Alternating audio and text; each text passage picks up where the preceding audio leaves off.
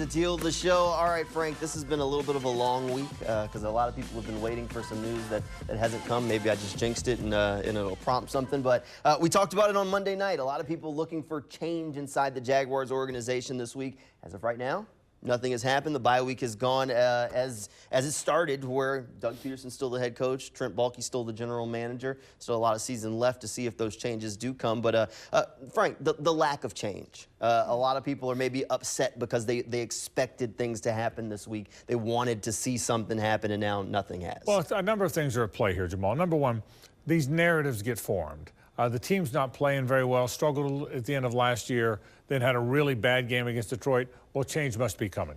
Then Ian Rappaport, who's a very credible reporter, pretty much wrote the change is coming. But if you read it closely, he said change is coming and it might be this week. It also might be the end of the year. People in their mind decided they wanted change. This is fans, this is media, this is people that follow the team, and therefore there was going to be change. So everybody was kind of sitting on the edge of their seat on Monday, checking their phones. Well, the bottom line is, in fairness to Shad Khan, he never said there was going to be change. Shad never came out and said this. Everybody spoke for him. He never said it. And so it's not like Shad suggested there'd be change and went back on it. He never addressed it. I think, and I didn't know what to think. I think now Shad is going to stand pat, wait till the end of the year, and I don't know this, I'm just guessing. He's going to stand pat and wait till the end of the year and then evaluate everybody. My guess is that's what he's going to do. And my guess is he hasn't addressed it because no news, you don't need to address the lack of news, and I think that's where Shad is. Whether you like that or not, I think that's where this thing landed. A lot of narrative developed that wasn't really the accurate narrative, and we found that out. You made a good point there. All the reports said might come, right. Possibly right. could come if they lost to the Lions, and now they lost to the Lions and things didn't materialize and everybody's kind of on edge. Now, part of that on edge, Frank, has actually led to Shad Khan being under fire in some media outlets because of his lack of movement and the leadership that hasn't really led to winning here in Jacksonville. A little bit of a fair but unfair shtick being pointed towards Shad Khan right now? There's two stories here. Yeah. Number one, if the story is in the years he's owned this thing, the 11 years or however many it's been that he's owned this thing, and I may have the number off a little bit, but the double-digit years he's owned it, it hasn't been a successful franchise. Well, that's true. Shad wouldn't deny that. Nobody could deny the fact that the amount of years he's owned this thing, it hasn't been a very successful franchise. That's a fact. In 17, they had a nice playoff run. In 22, they had a nice playoff run, but that's the only time. And Shad knows that. Everybody knows that.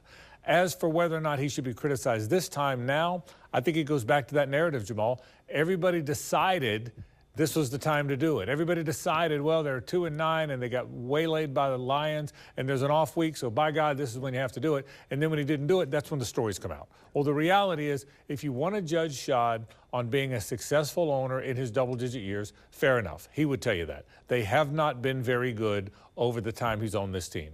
But to connect that to now, I don't buy it. I think the bottom line is if he decides to do it at the end of the year, he decides. So I answered it both ways.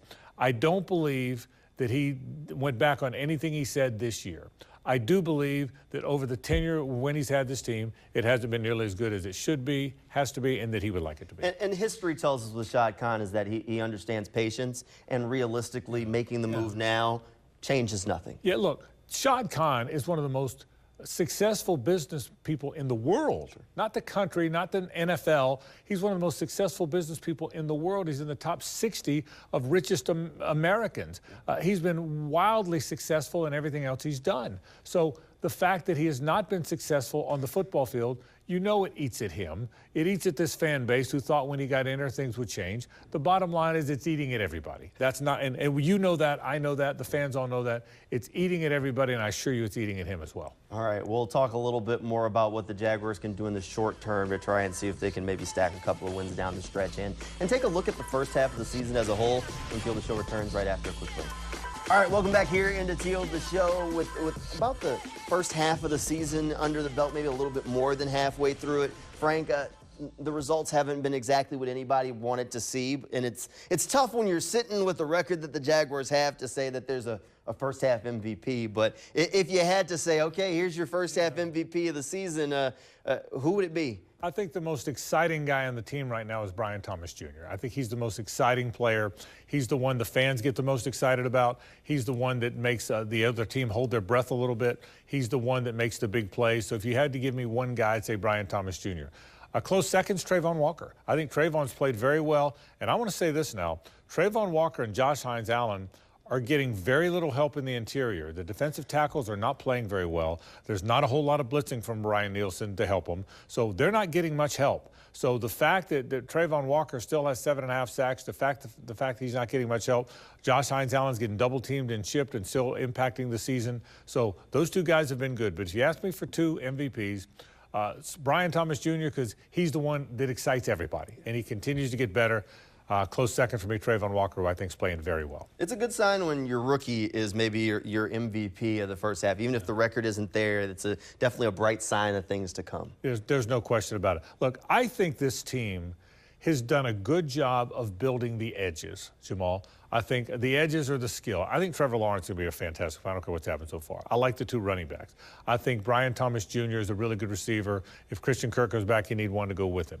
I think the linebackers have played pretty well. I think defensive backs have been okay.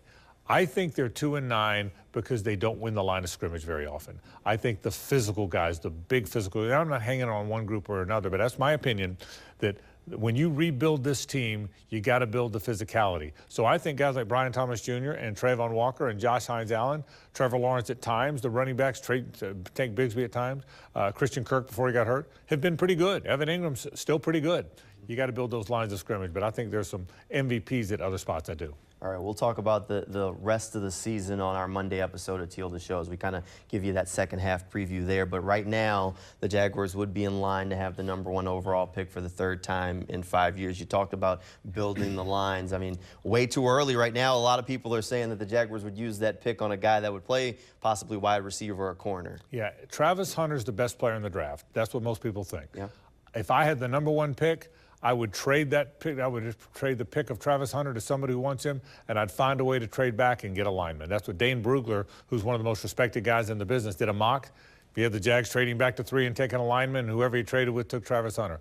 The Jags have to build their lines of scrimmage. That, in my opinion, watching every game, obviously being at every game, the one thing I want to see them do is build that line of scrimmage. I think so. So I would find a way, whether that means take a guy wherever you pick, trade out of there, I'd build a line of scrimmage. The big guys are never the fan favorites. Nobody's ever banging the table for the offensive lineman or wearing the offensive lineman jerseys, but they sure do hate when their quarterbacks are getting roughed up and the running back has nowhere to run. You know, it's funny. I was watching last night, watching that Steelers-Browns game a little bit.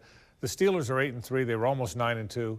I don't think they're very good at a lot of spots, but they generally win the line of scrimmage. And last night, they finally lost the game after all those wins because the Browns beat them at the line of scrimmage. If you win the line of scrimmage, boy, it takes care of a lot of other stuff. It really, really does. It can definitely hide a lot of mistakes. Now, a guy that helped the Jaguars win the line of scrimmage back in the day was Tony Baselli. Right now, he is the only Jaguars player in Canton, Ohio in the Pro Football Hall of Fame. But one of his teammates is getting closer and closer. Fred Taylor, officially a semifinalist to end up in Canton. Frank, I've stood on my soapbox before. I think Fred Taylor deserves the gold jacket. I'm sure you agree with me on this one. He's the best running back not in the Hall. He's the best running back. If you look at these finalists, there's no other running backs other than Ricky Waters and Fred on this list. He's better than Ricky Waters. He's the best running back not in. How do you have a running back that good not in? He's handled with class. He's handled it with dignity. He will represent. He will get in. Whenever it is, he will get in.